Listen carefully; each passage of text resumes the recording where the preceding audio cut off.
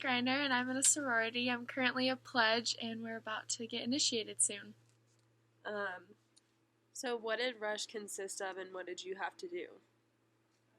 We had to run back and forth between houses within 15 minutes when some were more than a 20-minute walk. Everyone was so sick that week and the week after. I swear every girl who rushed had a cold. Um, do you feel like you had to look and act and talk a certain way when you were going through Rush? I think that there were definitely high standards for what you wore. Everyone kind of compared themselves to each other, and you pretty much had to look your best in order to get back to the house or get a call back to the station. Did you see any differences in fraternity Rush compared to sorority Rush? After watching the boys rush now after our rush, I can see a lot of differences. The boys rush is definitely more chill and laid back, and they can go to the houses they want, and they're not forced to go back to all of them. In addition, the boys weren't as exhausted, and they had time for homework and sleep, and didn't get sick.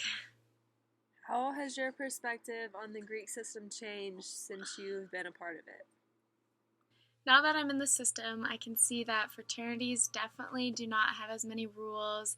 They're allowed to go to the house anytime they want and bring whatever they want and basically do whatever they want, while we're held by many guidelines and standards. Boys are allowed to have alcohol, and girls can come and go whenever they want. In addition, the fraternities are allowed to have parties, which makes them have a lot more power and voice than the sororities. The parties also have really degrading themes, and I was actually at one the other day that was EDM daughters and disappointed fathers, which entailed girls wearing basically nothing and boys standing there staring at us. I think if sororities were allowed to have parties, it would be way more equal. Another thing I've noticed is that in order to gain the respect and friendship of fraternity guys, you have to be willing to put yourself out there and dress slutty, which for me, I have a boyfriend, so that doesn't work, and I've been told I'm a waste of time. Can you elaborate on that situation and what happened? Time I went to a date dash with this guy I never met. He seemed really nice. We're gonna be friends, and I show up and he has 2 other dates. So there were 3 of us. I didn't understand why I wasn't enough. And then be like, And once he realized that I didn't want to be anything more than friends, he got really upset and mad at me and said all these mean things and basically stormed off. have you noticed any other inequalities between the sororities and the fraternities, such as like the houses or anything like that? While our houses may be much nicer, the fraternity boys are not expected to pay even close as much as we are. We have to keep the house looking clean and pretty so then people who walk by think we're the top house.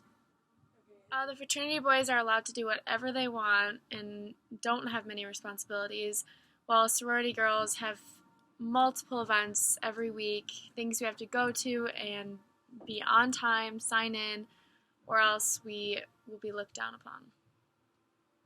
Is there anything else you've seen in the Greek system where like sororities try to impress the fraternities?